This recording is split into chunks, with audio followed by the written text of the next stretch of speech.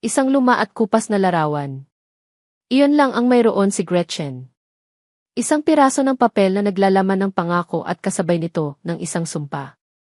Sa litrato, isang nakangiting babae, ang kanyang ina, si Amalia, ang nakatayo sa harap ng isang naglalakihang bakal na tarangkahan, ang parehong tarangkahan na pinasok niya kaninang umaga.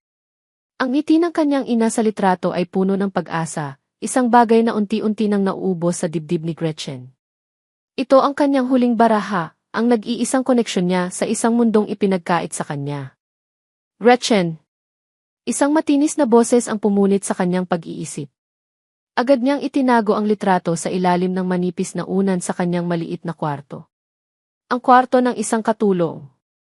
Mabilis niyang isinuot ang puting uniforme, ang sagisag ng kanyang bagong pagkatao sa loob ng mansyon na ito. Bawat butons na kanyang isinara ay parang isang rehas na nagkukulong sa kanyang mga pangarap.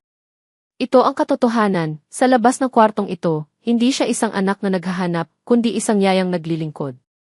Sumunod siya sa matandang mayordoma, si Manang Belen, na may daladalang listahan ng mga utos. Ang bawat hakbang niya sa malamig at makintab na marmol na sahig ay isang paalala kung gaano siya kaliit sa lugar na iyon. Ang amoy ng mamahaling floor polish at ang nakabibinging katahimikan ng mansyon ay tila sumisigaw ng kapangyarihan at yaman na hindi niya kailanman naranasan. Dinala siya sa isang salas na mas malaki pa sa buong apartment na tinirhan niya noon. Nakaupo sa isang silyang tila trono ay isang babaeng nasa mga 50 anyos, balot ng alahas at may tindig na kasing lamig ng hangin mula sa aircon. Ito si Imelda Montenegro. Tiningnan siya ni Imelda mula ulo hanggang paa, isang tingin na tila sinusuri ang bawat hibla ng kanyang pagkatao. Ikaw pala si Gretchen, sabi nito, ang boses ay walang bahid ng anumang emosyon. Taga-probinsya. Nakalagay sa papeles mo, nakatapos ka raw ng kolehiyo. Nursing. Opo, ma'am, magalang na sagot ni Gretchen, pinipigilan ang panginginig ng kanyang mga kamay. Isang bahagyang pagtaas ng kilay ang isinagot ni Imelda. At bakit mo napiling maging isang yaya? Sayang naman ang pinag-aralan mo kung mag-aalaga ka lang ng isang matandang may sakit. Ang tanong ay simple, ngunit ramdam ni Gretchen ang insultong nakapaloob dito. Huminga siya ng malalim. Kailangan ko po ng trabaho, ma'am. At gusto ko pong makatulong sa mga nangangailangan ng kalinga. Isang malamig na ngisi ang gumuhit sa mga labi ni Imelda. Mabuti. Ang kailangan ni Mama ay isang tagapag-alaga, hindi isang kaibigan. Sundin mo ang lahat ng utos, huwag kang maging pakialamera, at manatili ka sa lugar mo. Maliwanag? Opo, ma'am. Maliwanag po, sagot ni Gretchen, habang tila may isang kamay na humigpit sa kanyang lalamunan. Matapos ang malamig na pagtanggap na iyon, iginya siya ni Manang Belen sa silid ng matriarka ng pamilya. Pagbukas ng pinto, isang naiibang hangin ang sumalubong kay Gretchen. May amoy ng gamot, ngunit sa ilalim niyon, mayroon ding amoy ng lumang pabango at ng kalungkutan. Sa tabi ng malaking bintana, nakaupo sa isang wheelchair ang isang matandang babae, nakatanaw sa malawak na hardin. Siya si Doña Elvira Montenegro. Ang dating bakal na postura na nakikita sa mga lumang larawan ay napalitan na ng panghihina. Isang bahagi ng kanyang katawan ay hindi na gumagalaw at ang kanyang mga mata, bagamat buhay, ay mayroong hindi maipaliwanag na pighati. Doña Elvira, narito na po ang bago ninyong yaya, si Gretchen, anunsyo ni Manang Belen. Dahan-dahang lumingon ang matanda. Nang magtama ang kanilang mga mata, nakaramdam si Gretchen ng isang kakaibang kilabot. Hindi takot, kundi isang pamilyar na pakiramdam. Sa mga matang iyon, wala siyang nakitang pagmamataas o lamig, kundi isang malalim na balon ng mga salitang hindi masabi. Dahan-dahan siyang lumapit. Magandang araw po, Lola, mahinang sabi ni Gretchen, gamit ang salitang kusa na lamang lumabas sa kanyang bibig. Ako po si Gretchen. Nandito po ako para alagaan kayo. Walang salitang namutawi sa bibig ng matanda. Ngunit sa isang iglap, nakita ni Gretchen ang bahagyang pagkutitap ng mga mata nito, isang kislap ng pagkilala o marahil ay pag-usisa lamang. Sa sandaling iyon, isang maliit na butil ng pag-asa ang sumibol sa puso ni Gretchen. Ang mga sumunod na oras ay ginugol niya sa pag-aayos ng mga gamit ng matanda. Tahimik lang siyang kumikilos, laging mulat sa bawat kilos ni Doña Elvira. Bandang hapon, habang nagdadala siya ng isang baso ng tubig para sa matanda, isang malakas at apurahang boses ang narinig niya mula sa pasilyo.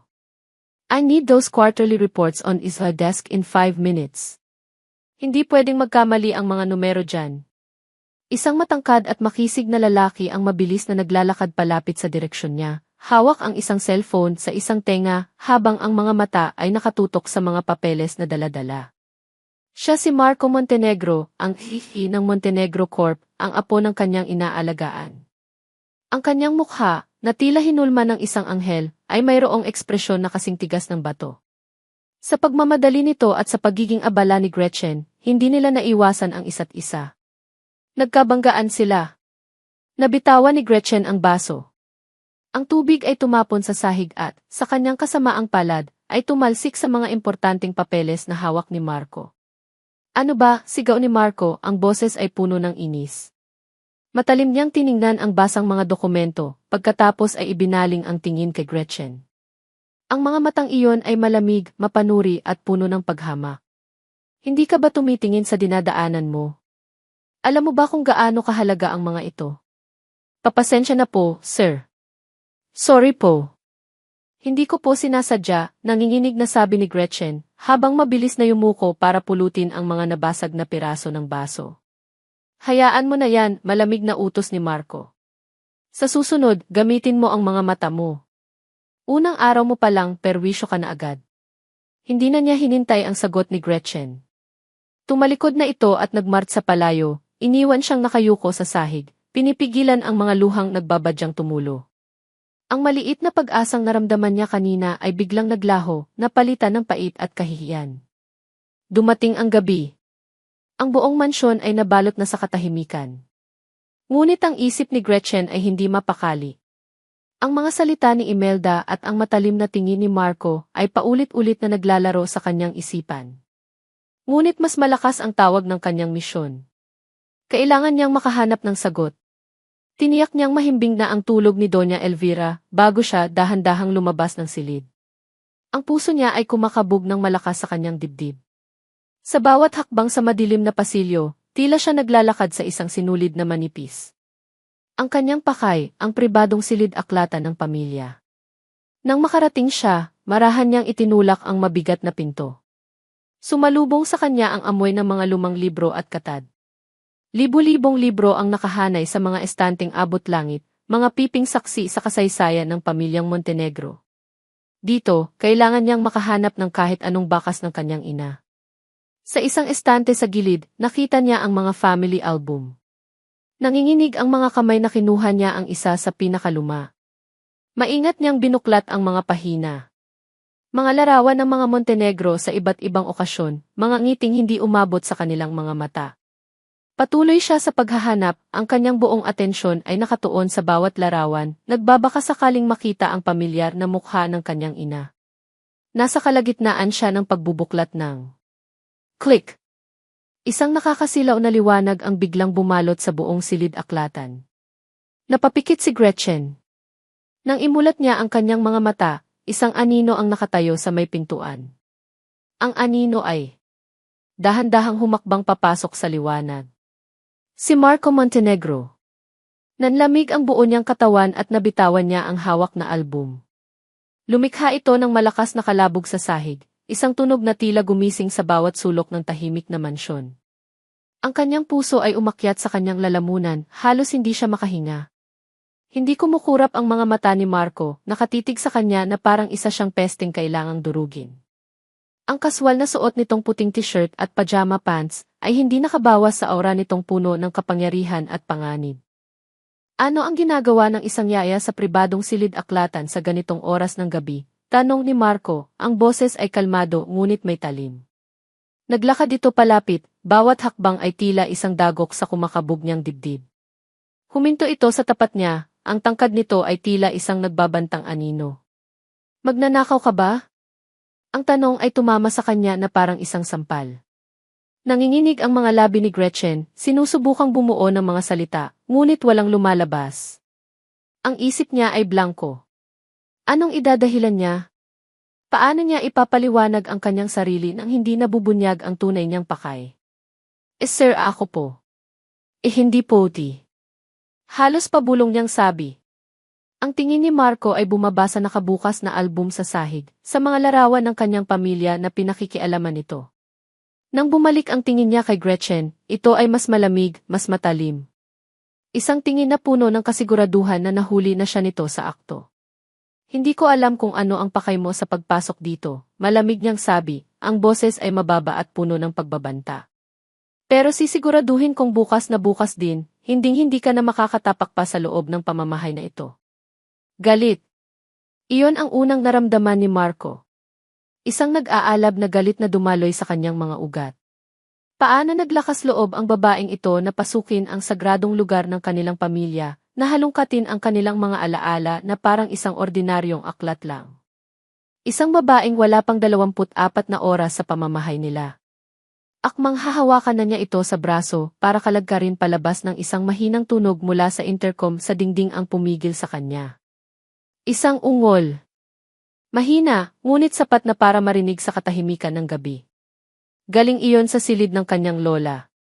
Agad na nagbago ang aura ni Marco. Ang galit ay napalitan ng pag-aalala. Mabilis siyang lumingon sa direksyon ng silid ni Doña Elvira. Napatingin din doon si Gretchen, ang takot sa kanyang mukha ay biglang nahaluan ng parehong pag-aalala na naramdaman niya. Bumalik ka sa kwarto ng lola, utos ni Marco, ang boses ay mas mahina na ngunit may bigat pa rin. Bantayan mo siya. Mag-uusap tayo bukas. Hindi na naghintay ng sagot si Gretchen. Mabilis itong tumango at halos takbuhin ang daan palabas ng silid-aklatan, pabalik sa kanyang responsibilidad. Naiwan si Marco sa gitna ng liwanag, ang katahimikan ay muling bumalot sa kanya, ngunit ngayon ay may kasama ng pagkalito. Pinulot niya ang album na nahulog sa sahig, isinara ito, at maingat na ibinalik sa estante. Ang imahe ng takot at gulat sa mukha ni Gretchen ay hindi maalis sa kanyang isipan. Kinabukasan, pumasok si Marco sa kanyang opisina sa loob mismo ng mansyon. Sinubukan niyang ituon ang pansin sa mga numero sa kanyang computer screen, sa mga ulat ng kumpanya na nangangailangan ng kanyang desisyon. Ngunit wala roon ang kanyang isip. Paulit-ulit na bumabalik ang eksena kagabi. Ang babaeng iyon, si Gretchen. Biglang pumasok sa kanyang alaala ang isang pag-uusap nila ng kanyang ina, ilang taon na ang nakalipas, noong nagsisimula pa lang siyang humawak ng responsibilidad sa kumpanya. Marco, anak, sabi ni Imelda habang inaayos ang kurbata niya noon. Sa mundong ito, ang tiwala ay isang bagay na hindi mo basta-basta ipinamimigay. Tandaan mo, huwag kang magtitiwala sa kahit sino, lalo na sa mga mukhangawa. Gagamitin nila ang kahinaan mo laban sa iyo. Palagi silang may kailangan, palagi silang may motibo. Ang mga salitang iyon ay tumatak sa isip ni Marco. Iyon ang naging Biblia niya sa negosyo at sa buhay. At si Gretchen, sa kanyang paningin, ay ang perpektong halimbawa ng taong tinutukoy ng kanyang ina. Isang babaeng galing sa probinsya, may pinag-aralan pero piniling maging katulong. Para kay Marco, hindi magkatugma ang mga piraso ng puzzle. Mayroon itong itinatagong motibo. Dahil sa hindi mapakaling isipan, binuksan niya ang isang application sa kanyang tablet. Isang live feed mula sa mga security camera sa loob ng mansyon. Alam niyang isa itong paglabag sa privacy, ngunit kailangan niyang makasiguro. Ipinakita ng screen ang silid ng kanyang lola. Doon, nakita niya si Gretchen. Nakaupo ito sa isang maliit na upuan sa tabi ng wheelchair ni Doña Elvira, hawak ang isang libro ng mga lumang tula. Dahan-dahan itong nagbabasa, ang boses ay mahinahon at malambing, tila isang oyay.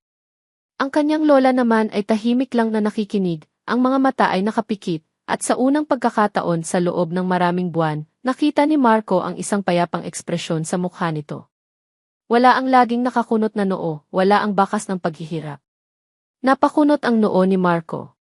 Inasahan niyang makikita si Gretchen na nagbubulungan sa cellphone o naghahalungkat ng mga gamit. Ngunit ang nakikita niya ay isang eksenang puno ng pasensya at kalinga. Isang bagay na hindi kayang bilhin ng pera, isang bagay na hindi naibigay ng mga naunang yaya na mas mataas pa ang sahod. Ikinainis niya ang sarili dahil sa naramdamang paghanga. Ilang oras pa ang lumipas. Sa pamamagitan pa rin ng kamera, nasaksihan niya ang isa pang eksena. Inabutan ni Gretchen ng isang basong tubig ang kanyang lola. Nanginginig ang kamay ni Doña Elvira nang tanggapin ito. Bigla, nabitawan ng matanda ang baso. Kumalat ang tubig sa sahig. Hinintay ni Marco ang reaksyon ni Gretchen. Hinintay niyang mainis ito o magpakita ng pagkadismaya, tulad ng ginawa ng lahat ng naunang yaya. Ngunit iba ang ginawa ni Gretchen. Hindi man lang nagbago ang ekspresyon ng kanyang mukha. Agad siyang lumuhod, hindi para sa nabasag na baso, kundi para tingnan kung nabasa ang kanyang lola. Okay lang po, lola. Hindi po kayo nabasa, tanong nito, ang boses ay puno ng lambing. Pagkatapos ay hinawakan nito ang nanginginig na kamay ng matanda. Hindi niyo po sinasadya. Aksidente po iyon. Huwag po kayong mag-alala. Napayuko si Doña Elvira, isang bakas ng hiya ang makikita sa kanyang mukha. Ngunit si Gretchen ay ngumiti lamang, isang ngiting tila nagsasabing naiintindihan niya ang lahat. Pagkatapos lang yon siya kumuha ng basahan at nagsimulang maglinis na parang walang anumang nangyari. Napatitig si Marco sa screen. Isang bagay sa loob niya ang bahagyang natinag. Ang mga naunang yaya ay magrereklamo, magsusumbong sa kanyang ina, o kaya ay magpapakita ng pagkainis sa matanda. Ngunit si Gretchen sa kilos nito, hindi niya nakita ang isang empleyado. Nakita niya ang isang taong may tunay na malasakit. Mabilis niyang isinara ang tablet. Isang inis, hindi kay Gretchen kundi sa sarili, ang kanyang naramdaman. Naguguluhan siya. Ang lahat ng sinabi ng kanyang ina, ang lahat ng kanyang pinaniniwalaan, ay tila hinahamon ng simpleng kilos ng isang babaeng itinuturing niyang banta. Kinahapunan, habang papunta siya sa silid ng kanyang lola para personal itong kumustahin, nasalubong niya ang kanyang ina. May iritasyon sa mukha ni Imelda. That girl, Gretchen, simula nito. Masyado siyang nagiging kampante. Don't like it, pinapalinis ko sa kanya ang mga lumang gamit sa bodega ng kwarto ni Mama. Mga basura lang naman iyon. Para magkaroon siya ng ibang pagkaabalahan at hindi laging nakadikit sa lola mo. Hindi sumagot si Marco, ngunit lalo lang nadagdagan ang kanyang. Gretchen, na nasa isang sulok ng malaking silid. Nakaluhod ito sa sahig, sa harap ng isang bukas na bowl na puno ng mga luma at maalikabok na gamit. Malinaw na sinusunod nito ang utos ni Imelda. Ngunit sa halip na makita ang pagkadismaya sa mukha nito, nakita niya ang isang tahimik na paggalang habang maingat nitong pinupunasan ang bawat bagay bago ilagay sa isang hiwalay na kahon. Nakatayo lang si Marco sa may pinto, hindi gumagawa ng ingay, isang tahimik na tagamasid. Pinanood niya si Gretchen habang maingat nitong binubuksan ang isang maliit na kahon na gawa sa maitim na kahoy. Mula sa loob, kinuha nito ang isang bagay. Isang maliit na music box. Kahit mula sa kanyang kinatatayuan, nakita ni Marco ang pagkamangha sa mga mata ni Gretchen. Dahan-dahan nitong pinihit ang maliit na susi sa gilid. Isang mahina. Lumipas ang ilang araw. Isang kakaibang katahimikan ang namagitan sa mansyon, isang katahimikang mas nakakabingi kaysa sa dati. Iniwasan ni Gretchen ang landas ni Marco hanggat maaari. Si Marco naman, sa tuwing magkakasalubong sila, ay nagbibigay lamang ng isang matipid na tango, ang mga mata ay maidala-dalang tanong na hindi niya masabi. Ngunit ang banta ng pagpapaalis sa kanya ay hindi na muling nabanggit. Para kay Gretchen, ang bawat araw ay isang paglalakad sa alambre. Ngunit ang pag-aalaga niya kay Doña Elvira ang naging kanlungan niya. Sa piling ng matanda, nakakahanap siya ng kapayapaan. Napansin niyang tila mas nagiging alerto ito, at kung minsan, kapag nagbabasa siya ng mga kwento, nahuhuli niyang may isang munting ngiti sa mga labi nito. Isang hapon, habang nakaupo sila sa hardin, napansin ni Gretchen ang lungkot sa mga mata ni Doña Elvira, habang nakatingin ito sa isang bahagi ng hardin na nalanta na at walang bulaklak. Isang ideya ang pumasok sa isip ni Gretchen. Kinabukasan, gamit ang kaunting perang naipon niya, bumili siya ng mga buto ng bulaklak ng sampag-ita.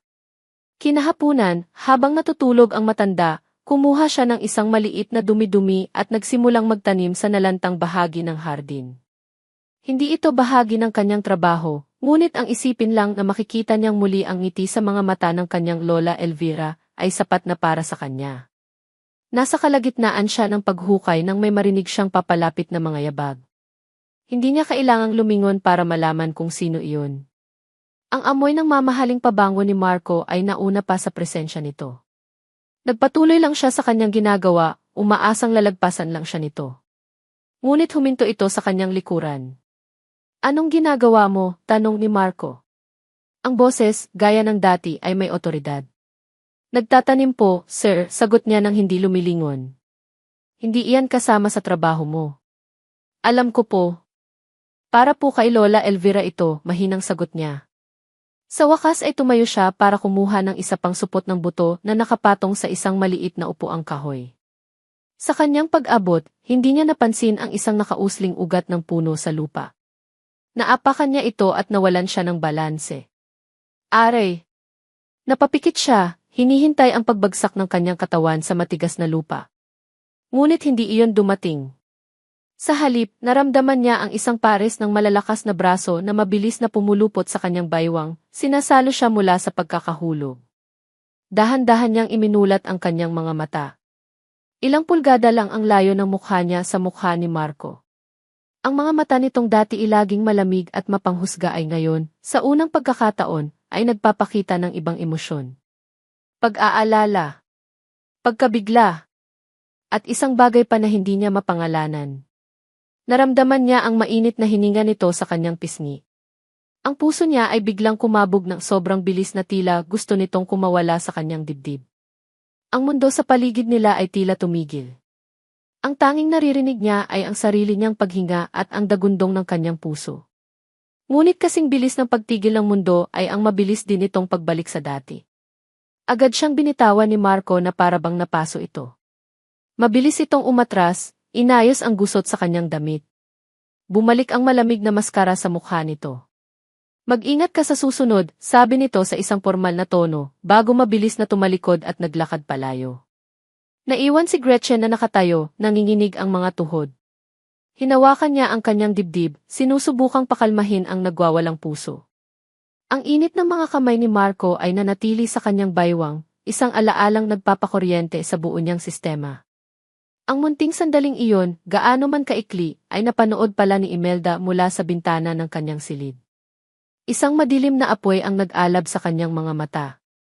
Kinabukasan, habang nag-aayos ng agahan si Gretchen sa kusina, bumaba si Imelda, ang mukha ay tila isang unos na paparating. Gretchen, tawag nito, ang boses ay matinis at puno ng galit. Sumunod sa likod nito ang lahat ng katulong, tila mga manonood sa isang dula. Nasaan ang diamanting brotse na palagi kong inilalagay sa ibabaw ng tokador ko? Natigilan si Gretchen. Hindi ko po alam, ma'am. Huwag kang magsinungaling, sigaw ni Imelda, itinuturo siya. Ikaw lang ang pumasok sa kwarto ko kaninang umaga para maglinis. Aminin mo na. Magnanakaw ka. Ang akusasyon ay isang sampal na gumising sa bawat nerbiyos sa katawan ni Gretchen. Hindi po totoo yan, ma'am. Hinding-hindi ko po magagawa iyon. Talaga? Isang mahirap na probinsyana na biglang napunta sa mansyon na ito. Imposibleng hindi ka masilaw, pang-insulto pa ni Imelda. Manang Belen, tawagin ang mga security. Ipahalughog ang kwarto ng babaeng yan. Ang mga luha ay nagsimulang mamuo sa mga mata ni Gretchen. Kahihiyan. Galit. Kawalan ng magawa.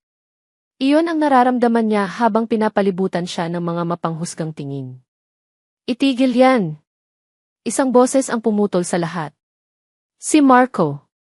Nakatayo ito sa paanan ng hagdanan, ang mukha ay seryoso at hindi mabasa.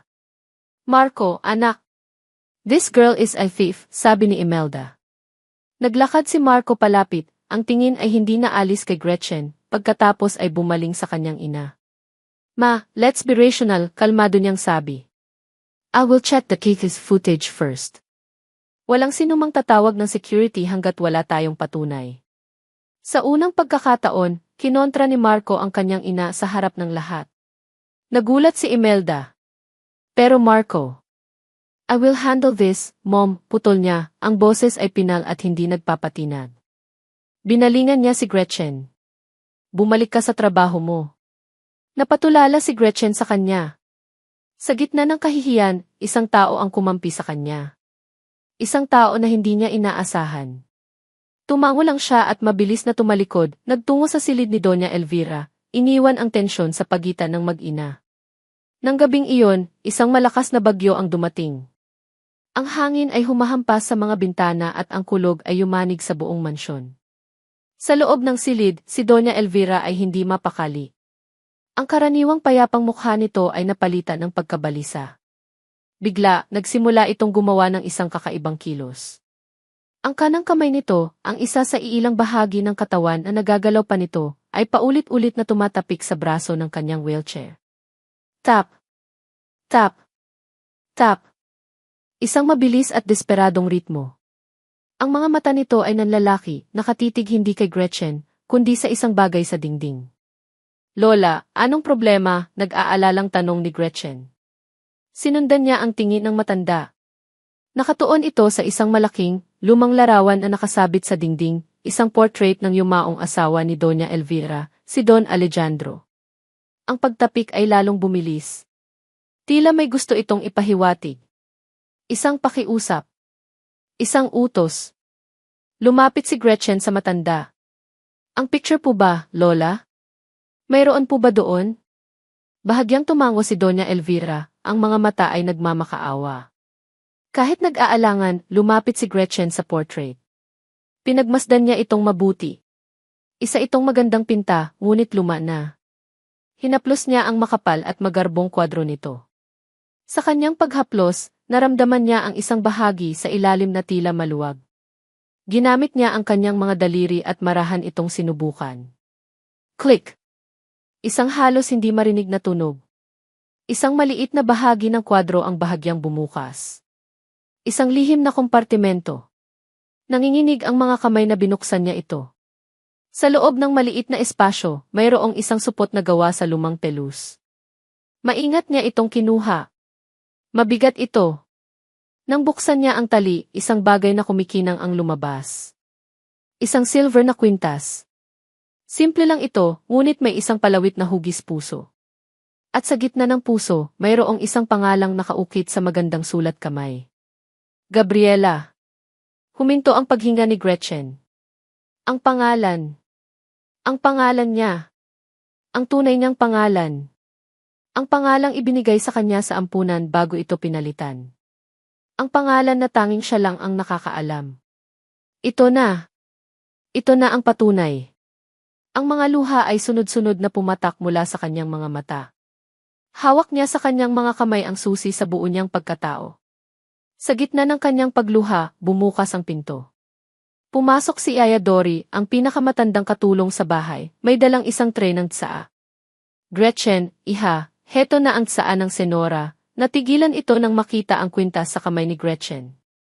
Nanginginig na tumayo si Gretchen. Humarap siya sa matandang katulong, ang mukha ay basa ng luha, ngunit ang mga mata ay may bagong determinasyon. Itinaas niya ang kwintas para makita ito ni Yaya Dory. Alam niyo po ba kung ano ito? Tanong ni Gretchen, ang boses ay basag ngunit malinaw. Ang mukha ni Yaya Dory ay biglang namutla na parang isang puting papel.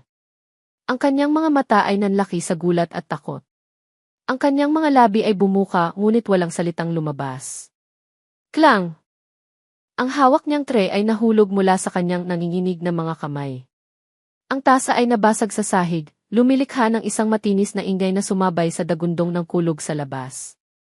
Ngunit ang tunog na iyon ay walang-wala kumpara sa nakabibinging katahimikan na biglang bumalot sa kanilang dalawa. Namuti ang paligid para kay Yaya Dory. Ang ingay ng nabasag na tasa ay nawala, napalitan ng isang umuugong na tunog sa kanyang mga tainga. Ang kwintas! Ang kwintas na iyon! Pagkatapos ng 24 na taon, muli niyang nakita ang bagay na naging simbolo ng kanyang kasalanan. Nakita niya ang mukha ni Gretchen, puno ng mga tanong, puno ng luha. Ngunit ang nakikita niya ay hindi si Gretchen, ang yaya. Ang nakikita niya ay ang mukha ng isang sanggol na binalot niya sa kumot, isang sanggol na ipinagkatiwala sa kanya ni Doña Elvira, isang sanggol na maisuot na kaparehong kwintas. Si Gabriela. Saan mo iyan nakuha? Nanginginig ang boses ni Yaya Dory, ang bawat salita ay tila isang tinik na lumalabas sa kanyang lalamunan. Si Lola po ang nagturo, sagot ni Gretchen, ang mga mata ay nakatitig sa kanya, naghahanap ng sagot. Yaya Dory, kilala niyo po ba ang pangalang ito? Kilala niyo po ba si Gabriela? Bumagsak ang mga balikat ni Yaya Dory.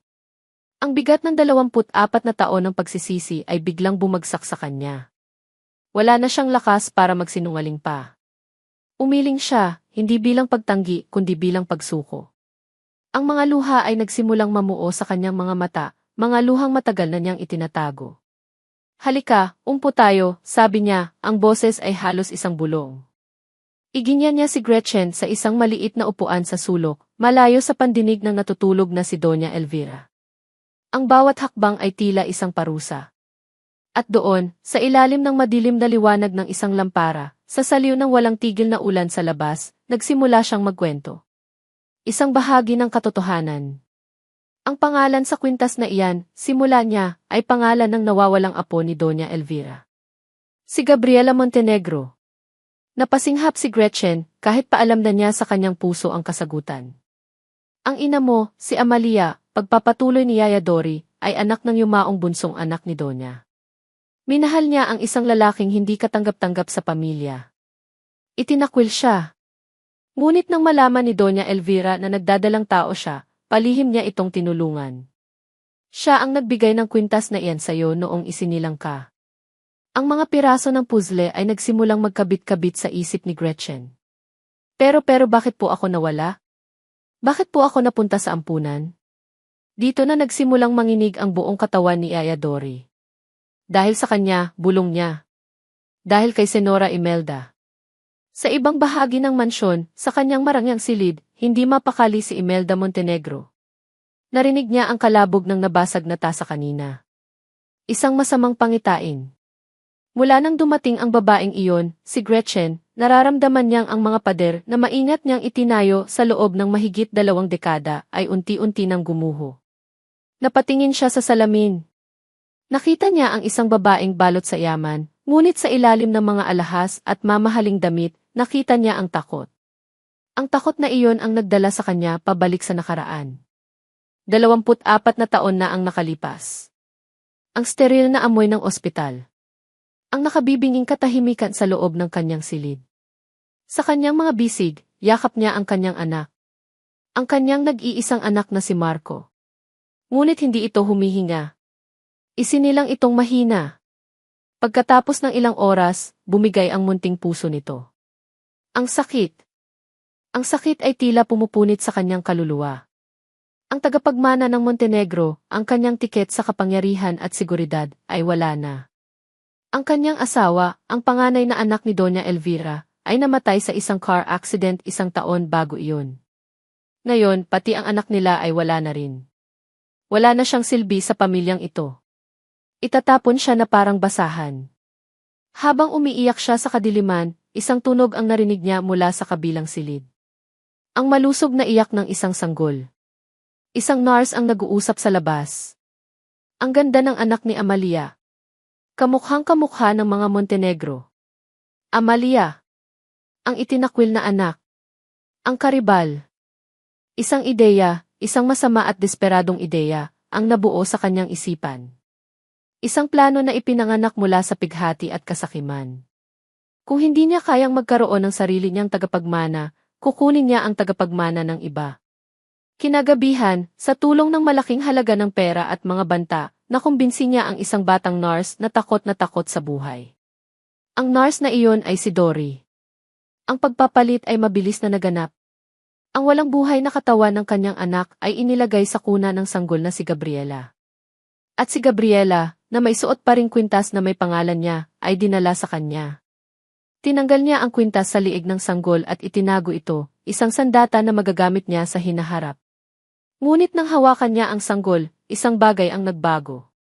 Ang plano ay pekin ang pagkamatay nito para mawala na ito ng tuluyan. Ngunit ang init ng munting katawan nito, ang paghinga nito. Napalitan ang kanyang plano. Hindi niya ito itatapon. Gagamitin niya ito. Papalakihin niya ito bilang si Marco Montenegro. Ang kanyang perpektong anak. Ang kanyang perpektong kasangkapan. Ang alaala ay nagpabalik sa kanya sa kasalukuyan.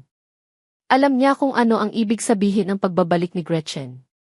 Gabriela, sabi niya sa kanyang sarili, ang pangalan ay lasang-lason sa kanyang dila. Ang multo ng nakaraan. Pero hindi siya natatakot. Hindi na siya ang babaeng desperada sa ospital noon. Isa na siyang reyna sa kanyang palasyo. At gagawin niya ang lahat para protektahan ang kanyang kaharian. Samantala, sa silid ni Doña Elvira, tapos nang magkwento si Yaya Dory. Umiiyak si Gretchen. Siya si Gabriela Montenegro. Ang lahat ng kanyang mga tanong ay nasagot na. Pero bakit po ngayon niyo lang sinabi, tanong ni Gretchen sa gitna ng mga hikbi. Dahil sa takot, iha. Takot kay Senora Imelda, sagot ni Yaya Dory. Pero tama na. Sobra na ang kasinungalingan. Sa gitna ng kanilang pag-uusap, bumukas ang pinto. Si Marco, na narinig ang komosyon at naalerto sa nabasag na tasa, ay pumasok. Nakita niya ang umiiyak na si Gretchen at ang namumutlang si Yaya Dory. Anong nangyayari dito? Tanong niya, ang tingin ay nagpapalipat-lipat sa dalawa. Tumayo si Gretchen. Ang kanyang mga luha ay hindi na luha ng kalungkutan, kundi luha ng katotohanan. Hinarap niya si Marco, ang lalaking unti-unti nang nagkakaroon ng puwang sa kanyang puso, ang lalaking umagaw sa kanyang buhay. Marco, sabi niya, ang boses ay nanginginig ngunit buo. Itinaas niya ang kwintas. May kailangan kang malaman. Ngunit bago pa niya maipagpatuloy, isa pang tao ang pumasok sa silid. Si Imelda. Ang mukha nito ay kalmado, ngunit ang mga mata ay nag-aapoy. Huwag mo nang ituloy, Gretchen, sabi ni Imelda, ang boses ay nakakakilabot. Alam ko na kung ano ang sasabihin mo. Naglakad ito papasok, dumaan kay Yaya Dory na parang hangin. Humarap ito kay Gretchen at Marco. Pag-amin niya na ikinagulat ng lahat. Tama ang iniisip mo. Ikaw si Gabriela Montenegro. Ang tunay na tagapagmana. Napatingin si Marco kay Gretchen, puno ng pagkabigla. Si Gretchen, isang Montenegro. Ngunit hindi pa tapos si Imelda. Isang malamig at mapanuyang ngiti ang gumuhit sa kanyang mga labi. Ngunit hindi iyon ang magpapabagsak sa akin, sabi niya, tinitingnan si Gretchen na para bang isa itong nakakaawang insekto. Dahil may isang bagay na mas malaki pa dyan ang hindi mo alam. Isang bagay na sisira sa'yo nang higit pa sa pagsira ko sa buhay mo noon. Ang kanyang tingin ay dahan-dahang bumaling kay Marco na hanggang ngayon ay hindi pa rin makapaniwala sa mga narinig. Marco, anak, sabi ni Imelda sa isang malambing ngunit makamandag na tono. Sabihin mo sa kanya kung sino ka talaga. Ang lahat ng kulay ay nawala sa mukha ni Marco. Nanigas siya sa kanyang kinatatayuan, ang mga mata ay nanlalaki sa takot at pagkabigla. Tila isang multo mula sa pinakamatinding bangungot ang biglang nagpakita sa kanyang harapan. Ang mga salita ni Imelda ay tila isang laso na dahan-dahang gumapang sa hangin. Marco, anak, sabihin mo sa kanya kung sino ka talaga. Bumaling ang lahat ng tingin kay Marco. Para kay Gretchen, ang buong mundo ay huminto sa pag-ikot. Ang kanyang paghinga ay nanatili sa kanyang lalamunan. Ano ang ibig sabihin nito? Anong sikreto pa ang mas malaki kaysa sa katotohanang siya ang nawawalang tagapagmana? Ang isip niya ay naghahanap ng kasagutan, marahil ay may kapatid sila? O marahil ay may ginawang kasalanan si Marco? Ngunit wala sa mga hula niya ang naghanda sa kanya para sa katotohanan. Nakita niya ang pagbabago sa mukha ni Marco. Ang kulay na tila umalis dito, nag-iwan ng isang maputlang maskara. Ang mga mata nito, na dati puno ng kumpiyansa at kapangyarihan, ay ngayon puno ng isang uri ng takot na hindi pa niya nakikita dati. Isang takot ng isang taong ang buong pagkatao ay biglang kinuwestiyon. Bumuka ang mga labi ni Marco, ngunit walang salitang lumabas. Tumingin ito sa kanya, at sa mga mata nito, nakita ni Gretchen ang isang pakiusap. Isang pakiusap na sana ay hindi na lang niya nalaman. Anong ibig sabihin ni Mama? Tanong ni Marco, ang boses ay basag at halos hindi marinig. Ngunit ang tanong ay hindi para kay Gretchen. Ito ay para kay Imelda. Ngumiti si Imelda, isang ngiting walang kagalakan, isang ngiting nagpapahayag ng tagumpay. Hindi mo ba sasabihin, anak? O gusto mong ako ang magsabi?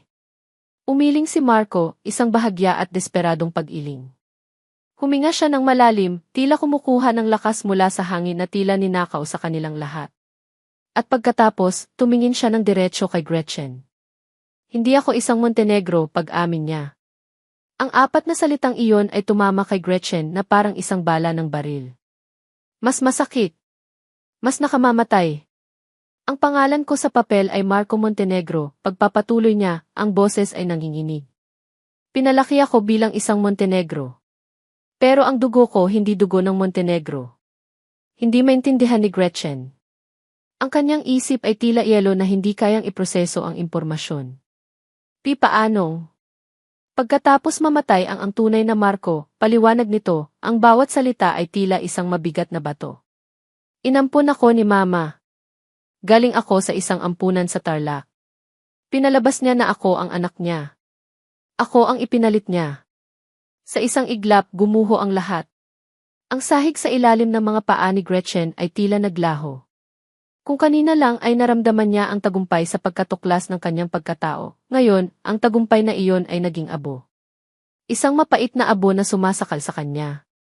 Si Marco. Ang lalaking sihi na kinaiinisan niya noong una. Ang lalaking nagtanggol sa kanya mula sa mga akusasyon. Ang lalaking sumalo sa kanya sa hardin. Ang lalaking unti-unti niyang hinahayaang pumasok sa kanyang puso ay isang kasinungalingan. Isa siyang tau-tauhan sa isang masalimuot na dula na isinulat ni Imelda.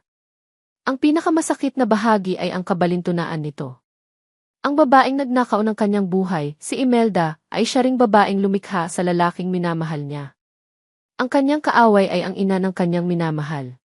Paano? Paano niya lalabanan ang isang katotohanang ganito kasalimuot?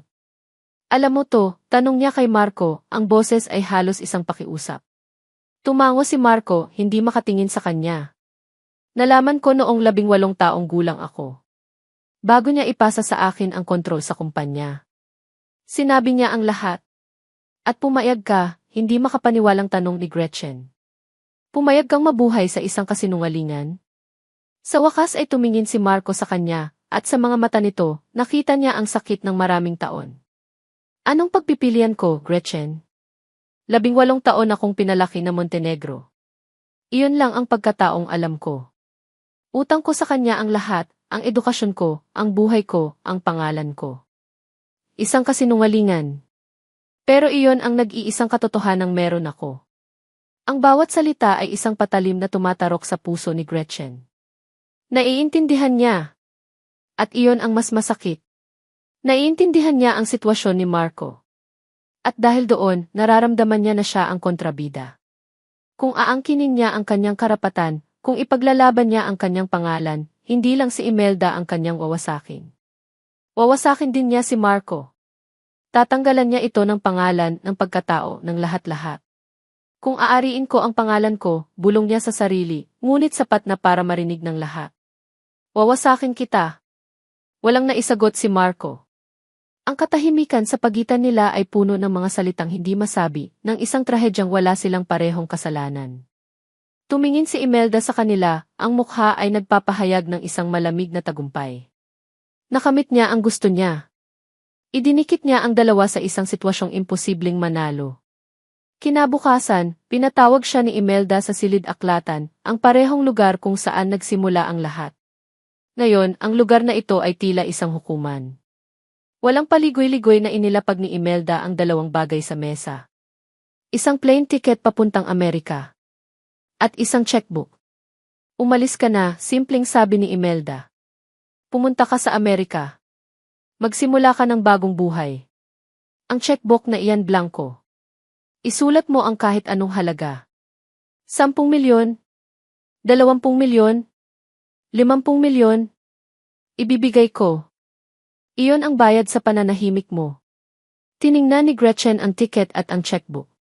Ang solusyon sa lahat ng kanyang problema sa pera ay nasa harapan na niya. Ang pagkakataong makatakas sa lahat ng sakit. Ito ang pagpipilian mo, Gabriela, sabi ni Imelda, dahan-dahan na parang isang ahas na bumubulong. Piliin mo. Ang pangalan o ang lalaking mahal mo? Ang tanong ay tumago sa kanyang kaluluwa. Ang pangalang Montenegro na magbibigay sa kanya ng karapatan, ng yaman, ng paghihiganti. O si Marco, ang lalaking ang buong pagkatao ay nakasalalay sa pananahimik niya.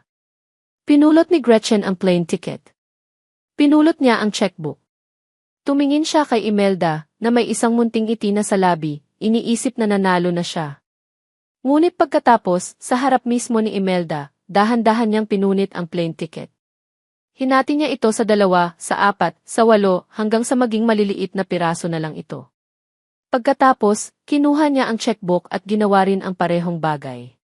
Ang mga piraso ng papel ay parang nyebe na nahulog sa mamahaling Persian carpet. Ang ngiti ni Imelda ay naglaho. Tumingin si Gretchen ng diretso sa mga mata nito, ang kanyang mga mata ay hindi na nagpapakita ng takot o pagkalito. Ang naroon na lang ay isang matinding sakit at isang bago, nag-aalab na determinasyon. Wala po akong pipiliin, sabi niya, ang boses ay kalmado ngunit may bigat na parang bato. Hindi ko po kukunin ang pera ninyo. At hindi ko po hahayaang sirain ninyo ang isang taong walang kasalanan. Gagawa ako ng sarili kong daan. Pagkatapos sabihin ang mga salitang iyon, isang matinding pagkahilo ang naramdaman niya.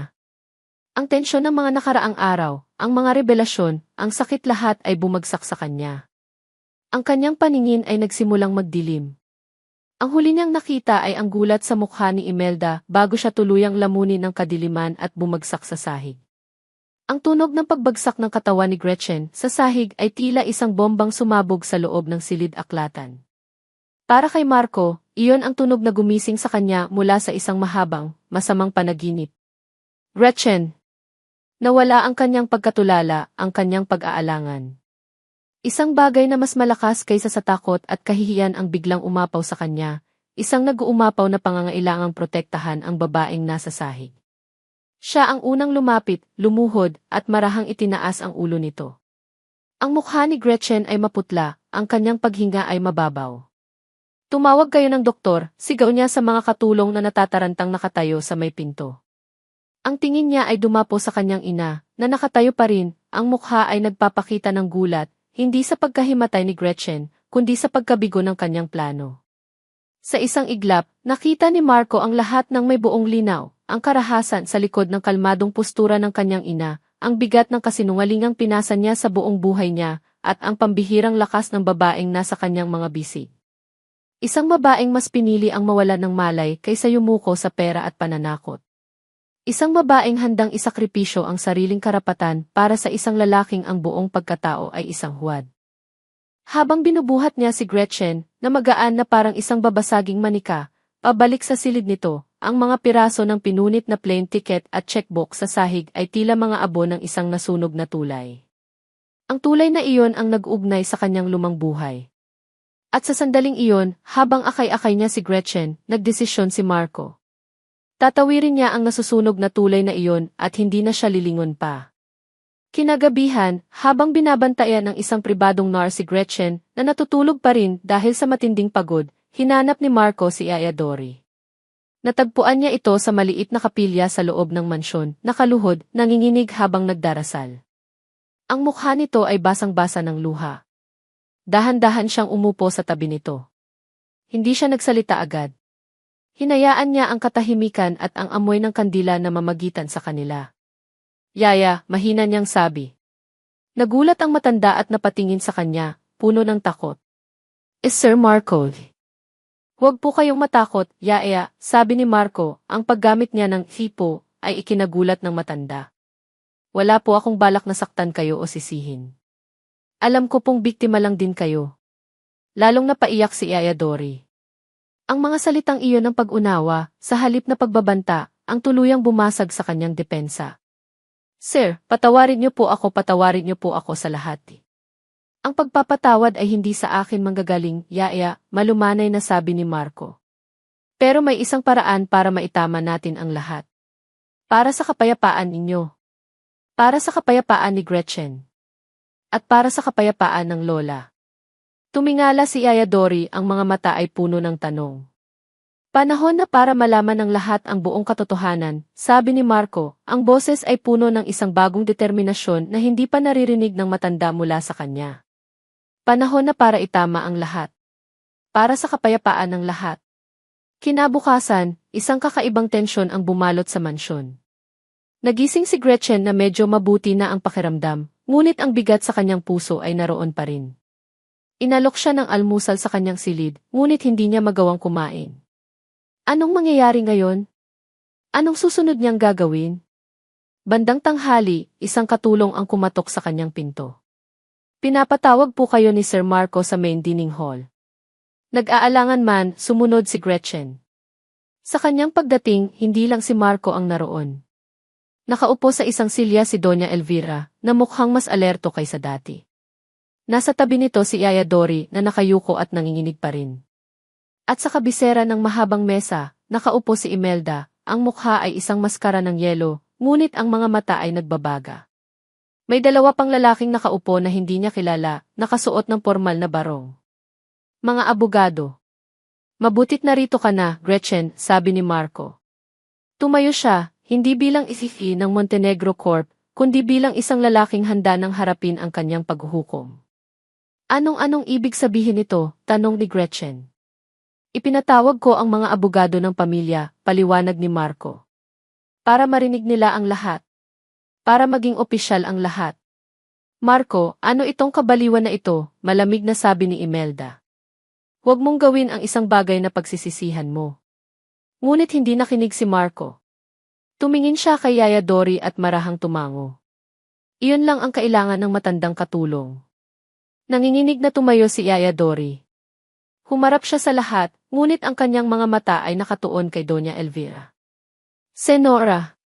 Doña Elvira, patawarin niyo po ako, simula niya, ang boses ay basag. At doon, sinimulan niyang ikwento ang lahat. Ang pagkawala ng anak ni Imelda. Ang pagbabanta at panunuhol.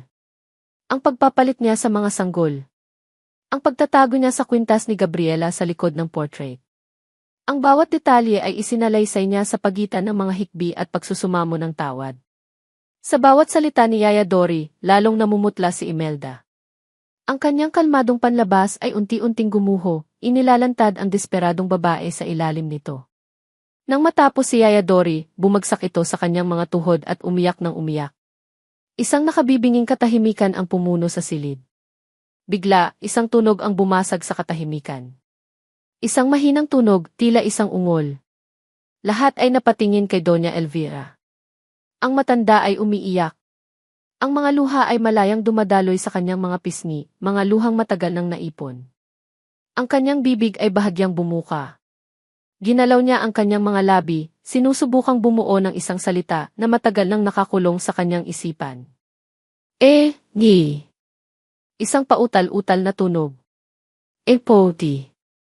Ang salitang iyon, kahit mahina at halos hindi marinig, ay tumama sa puso ng lahat na parang isang kulog. Apo. Shoo. Ang kanyang tingin ay nakatuon kay Gretchen. Isang tingin ng pagkilala, ng pagmamahal, at ng matinding pangungulila. Iyon na ang huling dagok para kay Imelda. Tapos na ang lahat. Talo na siya.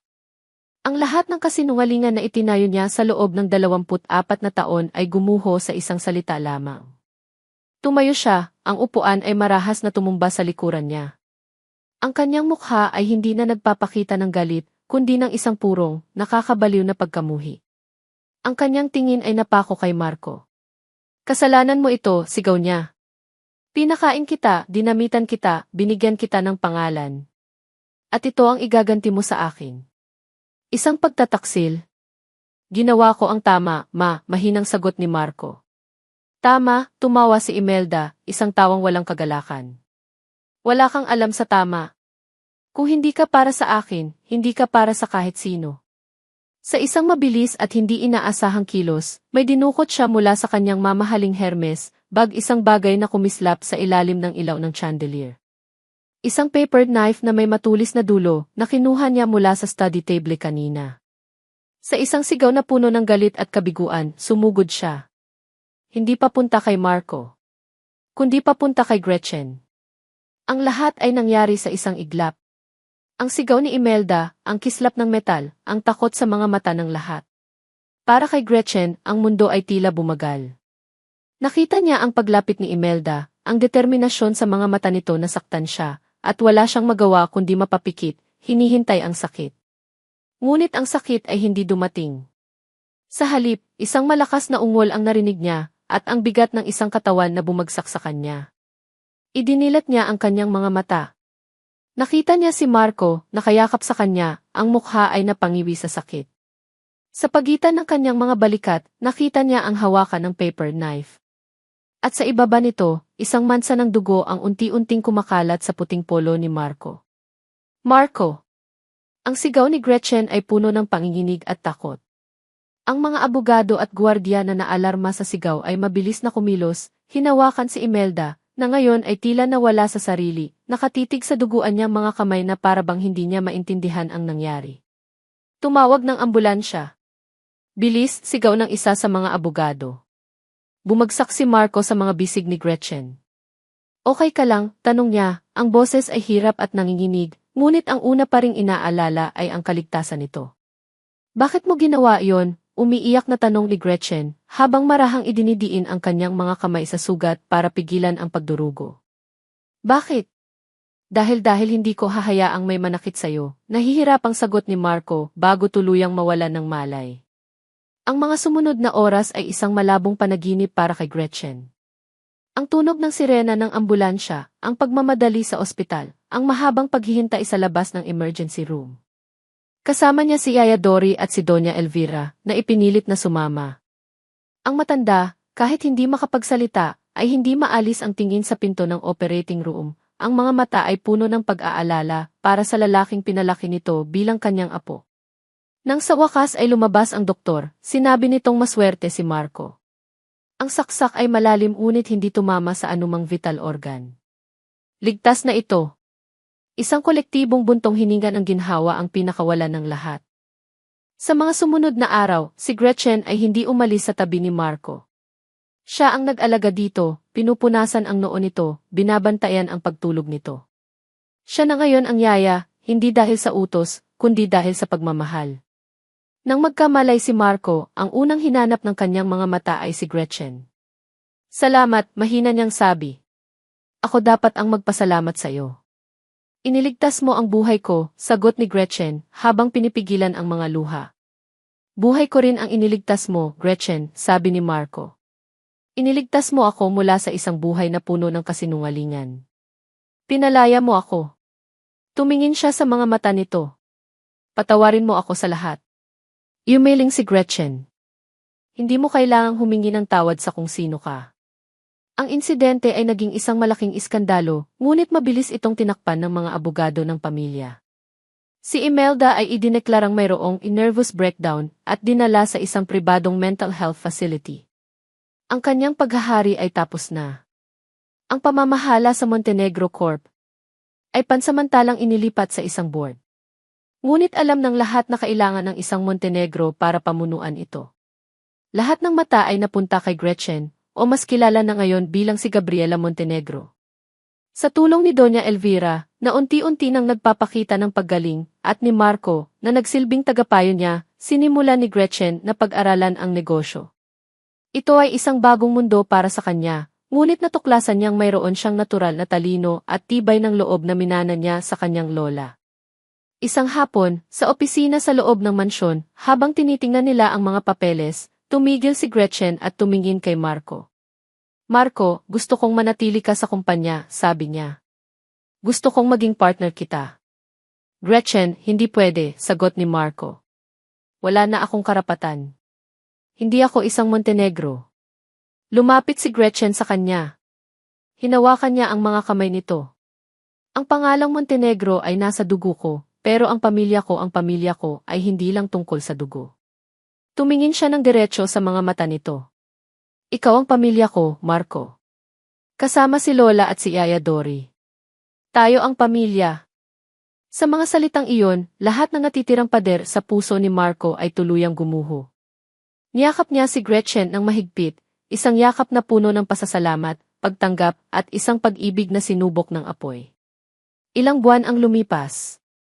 Isang maaraw na umaga, magkasamang tumayo si Gretchen at Marco sa harap ng dalawang puntod sa isang tahimik na sementeryo. Ang puntod ng kanyang mga magulang, sina Amalia at ang ama niyang hindi niya nakilala. Sa tabi nito, ipinahanap din nila ang puntod ng tunay na anak ni Imelda, ang sanggol na nagngangalang Marco. Nag-alay sila ng mga bulaklak at panalangin. Hindi para sa nakaraan, kundi para sa paghilom. Hindi na sila ang tagapagmana at ang impostor. Sila ay dalawang tao na nasaktan ng kasaysayan, ngunit pinili ang magpatawad at magmahal. Nang bumalik sila sa mansyon, sinalubong sila ni Doña Elvira. May hawak itong isang maliit at lumang kahon. Dahan-dahan niya itong binuksan sa harap nilang dalawa. Sa loob, may dalawang singsing. Simple, ginto at halatang luma na. Ang mga singsing na pangkasal ni na Doña Elvira at ng kanyang yumaong asawa. Kinuha na matanda ang mga kamay ni Gretchen at Marco at inilagay ang mga singsing sa kanilang mga palad. Pagkatapos, sa unang pagkakataon, isang buo at totoong ngiti ang gumuhit sa mga labi ni Doña Elvira. Isang ngiting nagsasabi ng basbas at isang bagong simula. Nagkatinginan sina Gretchen at Marco, ang kanilang mga kamay ay magkahawak. Sa kanilang mga mata, hindi na ang anino ng isang masalimuot na nakaraan, kundi ang liwanag ng isang hinaharap na sila mismo ang bubuo, isang pamilyang itinayo hindi sa dugo, kundi sa pag-ibig, pag-unawa at pagpapatawad. At dito nagtatapos ang kwento ni na Gretchen at Marco. Sa aming mga minamahal na tagapakinig, isang taos pusong pasasalamat. Salamat sa pagsama ninyo sa bawat pagpatak ng luha, sa bawat pagtibok ng puso, at sa bawat pagsubok na pinagdaanan ng ating mga bida. Ang inyong pakikinig ay ang nagbigay buhay sa kanilang paglalakbay. Habang isinusulat ko ang kwentong ito, naramdaman ko rin ang sakit ni Gretchen at ang bigat na pinasa ni Marco. Ito ay isang paalala sa ating lahat na ang tunay na pamilya ay hindi lamang natatagpuan sa dugo.